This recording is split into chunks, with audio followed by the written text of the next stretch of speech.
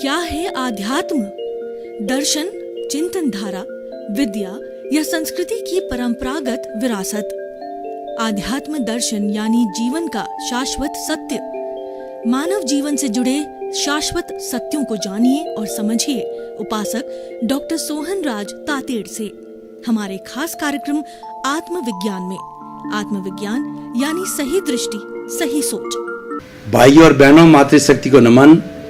Channel 24+ news के आध्यात्मिक कार्यक्रम आत्मविज्ञान, science of the soul, right vision, right thinking, सही दृष्टि, सही सोच के अंतर्गत हम आपको आपके अस्तित्व की जानकारी कराएंगे, आपको अल्टीमेट ट्रुथ देंगे, आपको बताएंगे कि आप कौन हैं। इसमें ये तय करेंगे कि मैं कौन हूँ, मैं कहाँ से आया हूँ, मुझे कहाँ जाना है। इन सारी बातों का विवेचन नए नए विषयों के साथ में हम खोल कर पूरा आपको प्रकटीकरण करेंगे, स्पष्ट करेंगे।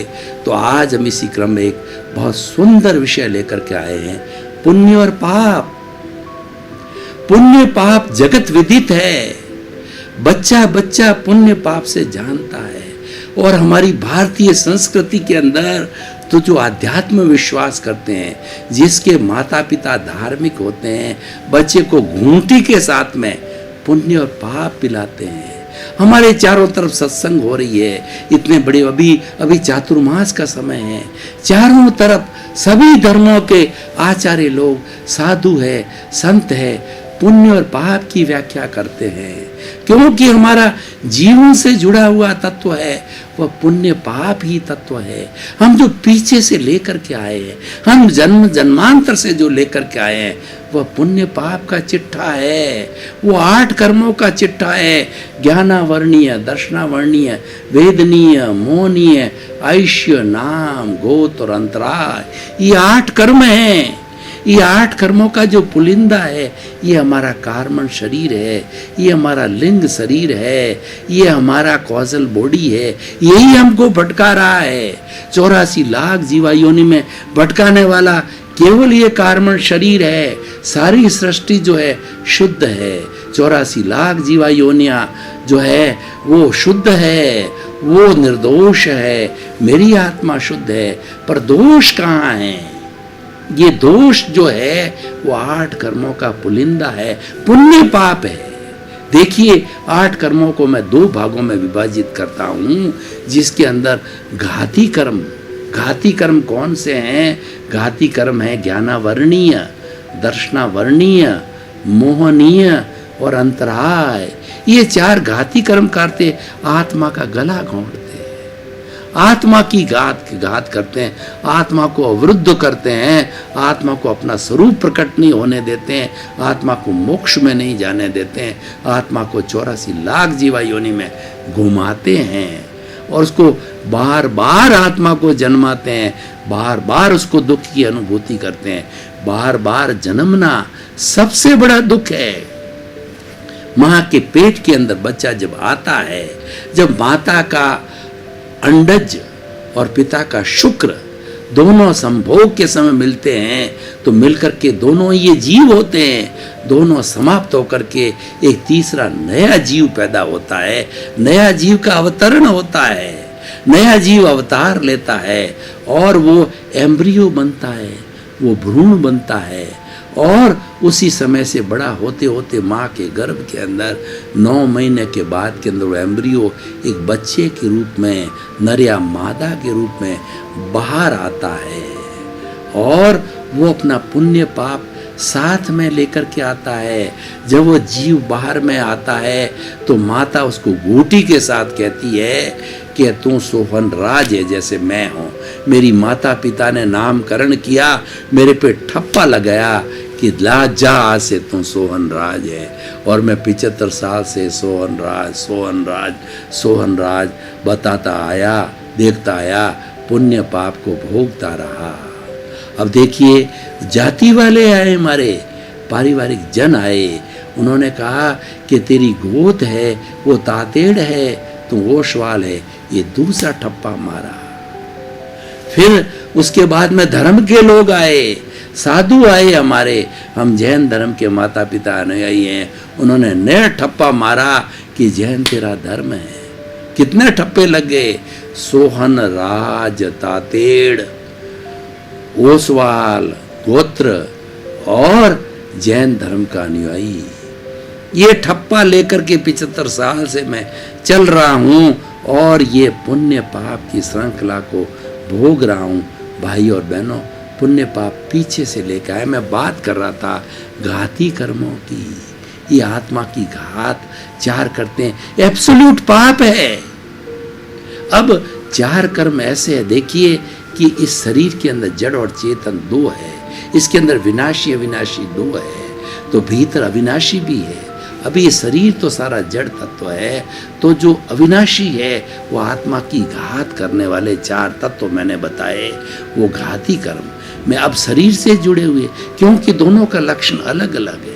उनको चलाने वाले, उनको दुख देने वाले, उनको रौंदने वाले आत्मा को 4 घाती कर्म बताए। अब शरीर की परिचर्या को चलाने वाले, क्योंकि इसका लक्षण अलग है। शरीर तो जड़ है और वो चेतन है, वो तो असंख्य परमाणुओं के पिंड को चेतन कहा जाता है, उसकी घात करते हैं। वो हर वक्त आत्मा के साथ जुड़े रहते हैं, शरीर बदलते रहते हैं। तो इस शरीर के जो है 4 कर्म इसको सुख और दुख देने, क्यों जड़ है, जड़ सुख दुख की अनुभूति करता है और उसमें तो मात्र वो दुख देने वाले हैं। तो इसके अंदर पुण्य पाप दोनों हैं। वो कौन कौन से हैं? वेदनीय, आयुष्य, नाम और गोत्र, ये चारों के अंदर उसकी जो घाती कर्मों में तो मात्र पाप कर्म है। इसमें पुण्य और पाप दोनों होते हैं। पुण्य और पाप दोनों कैसे कि देखिए, वेदनीय कर्म जब हमें साता हो गई तो ये हमारा साता वेदनीय हो गया। ये कब आता है? ये पुण्य से आता है, पूर्व संचित पुण्य से आता है।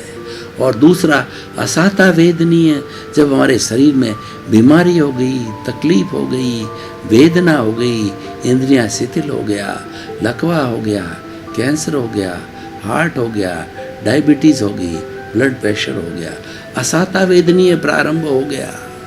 ये असाता वेदनीय जो है ये पाप प्रकृति है जो पीछे से लेकर आते हैं। ये वेदनीय आयुष्य, आयुष्य 4 गति होती है, नर गति, तिर्यंच गति, मनुष्य गति, देव गति में अलग अलग प्राणी अलग अलग आयुष्य भुगतते हैं। आयुष्य जो हम जन्म ले लेते हैं उसके साथ में आयुष्य फिक्स हो जाता है कि नरक गति और तिर्यंच गति को अशुभ माना जाता है। ये पाप प्रकृति है। और मनुष्य को और तिर्यंच और मनुष्य को जो है ये जो है अच्छा माना जाता है। तिर्यंच को अच्छा क्यों माना जाता? हालांकि होता पशुवत है, लेकिन तिर्यंच जो है सम्यक दर्शन को प्राप्त कर सकता है, तिर्यंच त्याग कर सकता है, तिर्यंच धर्म कर सकता है। एक जो है पशु भी धर्म कर सकते हैं, पंचेंद्रिय होते हैं, मछली धर्म कर सकती है जो है। तो इसीलिए इसको ये शुभ गति माना जाता है। तो ये शुभ हो गया, ये पुण्य हो गया, अशुभ हो गया, पाप हो गया। तो हमारा हो गया ये वेदनीय, आयुष्य, नाम कर्म। ये नाम कर्म का चिट्ठा बहुत बड़ा है। नाम कर्म जो है हमारा गति, जाति, शरीर, वर्ण, गंध, रस, स्पर्श और हमारा यश, अपयश और तीर्थंकर गोत्र तक जो सबसे शुभतम होता है वह गोत्र बंधन कराने वाला ये आयुष्य कर्म है। ये दोनों शुभ आयुष्य होता है, शुभ हमारा जो है नाम कर्म होता है तो शुभ की प्राप्ति देता है। और अशुभ होता है, अशुभ वाणी निकलती है, शुभ होता है अच्छी वाणी निकलती है। और शुभ यश कर्म होता है। सभी लोग हमको चाहते हैं, बैठे हैं लोग सब चाहेंगे, नहीं बोलेंगे तो भी चाहेंगे। और अशुभ कर्म होता है, कितनी अच्छी बातें बताओगे हम लाइक नहीं किए जाएंगे, हमारी प्रोग्रेस नहीं होगी, क्योंकि पीछे से लेकर आते हैं। ये तो भोगने वाला है, ये तो करने वाला है, ये हो रहा है, पुण्य पाप तो हमारा ये निर्जरण है, ये हमारा डिस्चार्ज है, ये हो रहा है, हम कर नहीं रहे हैं। पूरे जीवन भर की जो पुण्य पाप की फिल्म चल रही है, पहले मैं पूरा बता दूं कि ये वेदनीय आयुष्य नाम, जिसकी एक तो 3 प्रकृति होती है, और उसके बाद में गोत्र, ये गोत्र कर्म होता है, हमको सोशल स्टेटस देता है। अच्छे घर में जन्म लेते हैं, अच्छे जो है प्रतिष्ठित के घर में जन्म लेते हैं, कुबेर के घर में जन्म लेते हैं, और एक हमारा पाप का उदय, पाप जो हमारा पाप गोत्र होता है, अशुभ गोत्र होता है, गरीब के घर में जन्म लेते हैं। हम ऐसे घर में जन्म लेते हैं, खाने के लाले पड़ते हैं, बीमारी होती है, कलह होता है, सुख नहीं होती, शांति नहीं, भाई भाई लड़ते होते हैं, लूले होते हैं, लंगड़े होते हैं, माता पिता गरीब होता है, रहने को झोंपड़ी नहीं होती है। ये सोशल स्टेटस देता है, वो पुण्य पाप देता है। तो भाइयों, मैंने चिट्ठा बताया, 4 शरीर से जुड़े हुए शुभ अशुभ होते हैं, पुण्य पाप होते हैं, और जो घाती होते हैं एकांत पाप होते हैं। तो पुण्य पाप की मैं आपको परिभाषित करना चाहूँगा, आपको बताना चाहूँगा, आपको आत्मसात करना चाहूँगा, आपको हृदयंगम कराना चाहता हूँगा कि जो हम उदय में आते हैं, देखिए हमारे कर्म क्या है, 3 तरह के होते हैं। संचित होते हैं कर्म होते हैं, वो हमारे शरीर के अंदर पड़े रहते हैं, वो हमको किसी तरह का तकलीफ नहीं देते हैं। जब उदय में आते हैं, कई लोग इसको प्रारब्ध कहते हैं, जब उदय में आते हैं तब अपना रूप दिखाते हैं। वो पाप और पुण्य जब उदय में आते हैं, सुख देने वाला होते हैं, वो पुण्य कर्म होते हैं, दुख देने वाले होते हैं, वो पाप कर्म होते हैं। ये समझने की चीज है कि हमारा खराब टाइम चल रहा है, वो हमारा पापोदय है। ये समझने की बात है भाई और बहनों। और जो मेरा पुण्योदय है, चारों तरफ से शुभ होता है, धन की प्राप्ति होती है, अच्छे माता पिता मिलते हैं, अच्छी पत्नी मिलती है, अच्छे बेटे मिलते हैं, सारे सुख के साधन होते हैं, गाड़ी होता है, बंगला होता है, सुख की नींद आती है, ऐश करते हैं, आराम करते हैं, घूमते हैं, फिरते हैं, जिस कार्यक्रम में हो जाते हैं हमारी वाह वाह होती है। नरेंद्र भाई मोदी को देखिए, विदेश में जहाँ घूम के आते हैं, नरेंद्र भाई मोदी सबके मित्र हो जाते हैं। जब वो यूएनओ में बोलते हैं तो उसकी आवाज़ सुनी जाती है, क्योंकि उसके शुभ यश नाम कर्म का उदय है। पीछे से वो पुण्य अर्जित करके आए हैं। 12 वर्ष जो है वह हमारे गुजरात के मुख्यमंत्री रहे, 5 साल ये 14 से 18 जो है हमारे प्रधानमंत्री रहे, दूसरी बार प्रधानमंत्री बने। तो देखिए 12, 17, 18 साल से इनके पुण्योदय है। पुण्योदय होने से जनता ने इनको वोट दिया और इनकी बुद्धि ने इनको सहयोग दिया। इन्होंने अच्छा कार्य किया, इन्होंने जगत कल्याण का कार्य किया, लोगों को सुविधाएं जुटाई। ये इनके सब पुण्य का उदय है। और अभी देखिए कि ये अभी जो हमारी कांग्रेस पार्टी है, राजनीति में देखें इनका पापोदय चल रहा है। इन्होंने 60-65 वर्ष तक राज किया, उनका पुण्योदय था, अब इनका पापोदय उदय हो रहा है। यानी मैं आपको ये समझाना चाहता हूँ उदाहरण दे करके, जब हमारे दुख की स्थिति आवे समझना मेरा पापोदय है, और सुख की स्थिति आवे जब कर्मों का अच्छे कर्मों का उदय है तो वो पुण्योदय कहलाता है, वो पुण्य का उदय है। और इसके अंदर किसी का कोई योगदान नहीं है, ये तो हम संचय करके आए हैं। पूर्व भूमि में हम कौश डाल के आए हैं, अच्छे कौश डालेंगे तो ये हमारा पुण्योदय होगा, बुरे कौश डालेंगे आएंगे तो हमारा पापोदय होगा। अच्छे कौश का अर्थ है हमने प्राणी मात्र का भला किया और हमने चिंतन किया पूर्व के अंदर कि प्राप्त मन वचन काया से जगत के किसी भी प्राणी को मेरे द्वारा किंचित मात्र भी दुख ना हो, दुख ना हो, दुख ना हो। हे मेरे भीतर विराजमान शुद्ध आत्मा परमात्मा मुझे शक्ति दो, जागृति दो, मैं सबका कल्याण करूं, जगत कल्याण करूं। मेरे भावना बनी रहे कि जगत के सभी जीवों को सुख मिले, शांति मिले, आनंद मिले और सबका कल्याण हो, सबका मोक्ष हो। ये भावना पीछे से लेके आए, पुण्योदय होगा। और हम ये भावना ये भाते रहेंगे, हम आगे जाएंगे तो आगे हमारा पुण्य साथ चलेगा। ये पुण्य और पाप जो है पीछे से साथ चल रहे हैं, आगे भी साथ साथ चलते रहेंगे। तो इसको समझना बहुत ज़रूरी है।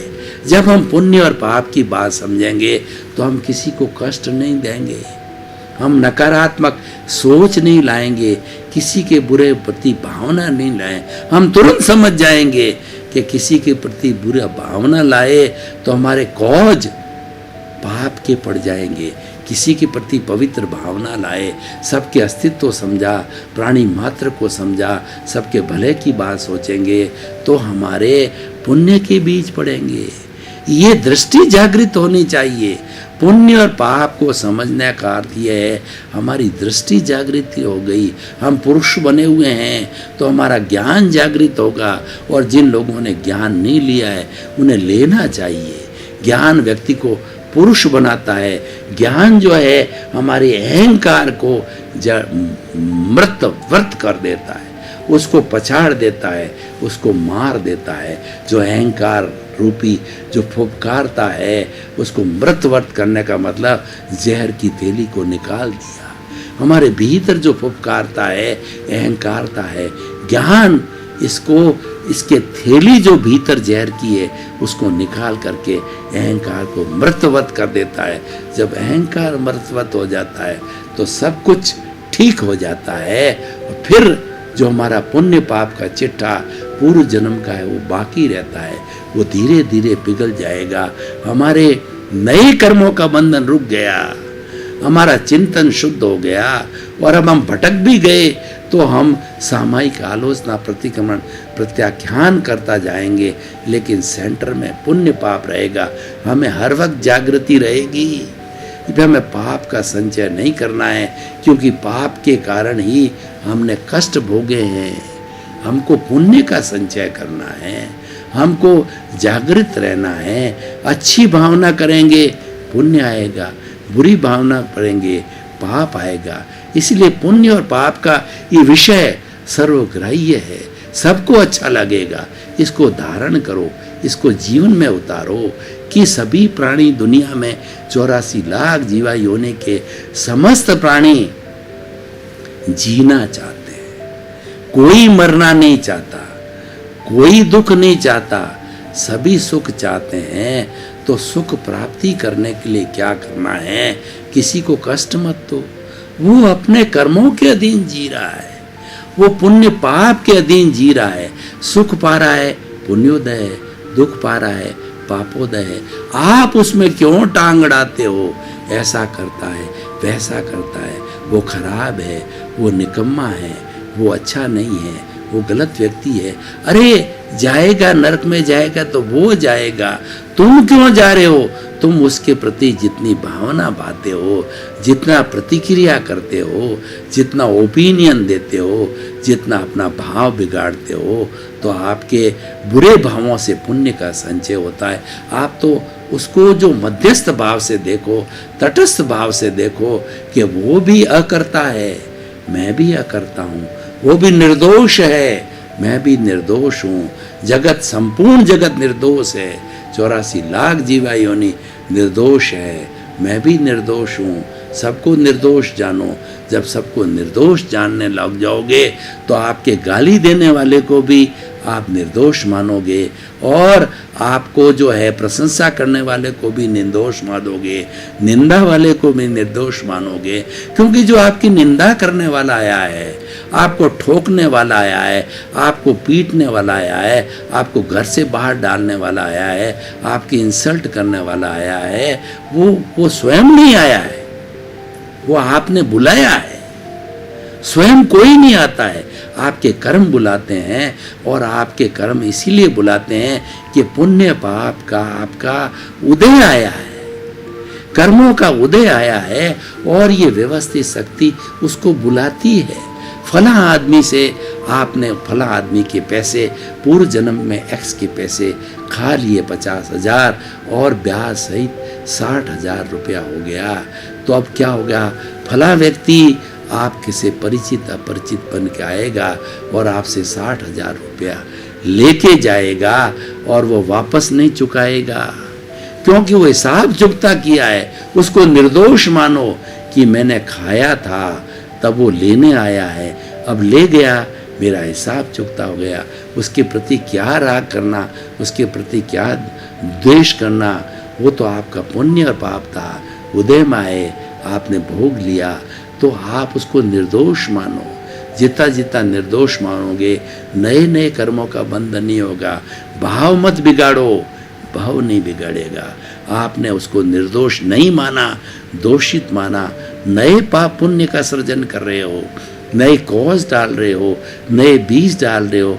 आने वाले जन्म में वो बीज आपको कर्म फल देगा, और कर्म फल देगा तो उसके अच्छे बुरे परिणाम मिलेंगे। तो अच्छे बुरे परिणाम मिलने से जो है आपको फिर सुख दुख की अनुभूति होगी। भाइयों बहनों, आपका बहुत बहुत धन्यवाद। आप जो है ये हमारा आत्मविज्ञान कार्यक्रम देखते रहिए। आपको बहुत सुंदर सुंदर गूढ़ जीवन के रहस्य मिलेंगे। आपको आत्मा से परमात्मा बना देंगे। रोज सुनते रहोगे तो आपकी जीवात्मा स्टेज से हम आपको अंतरात्मा में ले जा करके परमात्मा बनाएंगे। आपको परमात्मा बनाने के लिए ही हमने ये विषय सुना है, हमने ये आत्मविज्ञान कार्यक्रम दिया है, जिसके साथ सही दृष्टि, सही सोच का सिद्धांत दिया है। इसी क्रम में आपका जीवन आनंदमय हो, मंगलमय हो, धर्ममय हो, सुखमय हो। आप खूब जो है समाज की सेवा करके और परमात्मा बने। आपके प्रति मंगल भावना। आत्मविज्ञान में आत्मविज्ञान यानी सही दृष्टि, सही सोच।